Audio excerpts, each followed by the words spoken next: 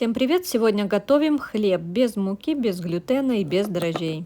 Хлеб из чечевицы. Нам понадобится 200 грамм чечевицы, замочить на ночь. Утром промываем хорошо чечевицу и сливаем воду.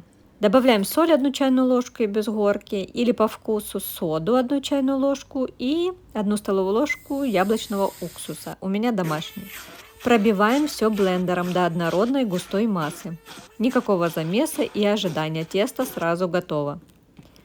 Перекладываем в форму для выпечки, у меня силиконовая, ничем не смазываю. Разравниваем. И сверху я буду посыпать измельченными грецкими орешками и тыквенными семечками.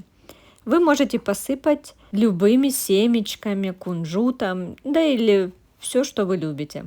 Отправляем в духовку примерно на 1 час, 180 градусов. Проверяем на готовность хлеб зубочисткой, она должна быть сухой. Этот хлеб подходит для веганов, правильного питания и также можно использовать в рационе при диабете. Сохраняя рецепт, он простой, понятный и действительно рабочий.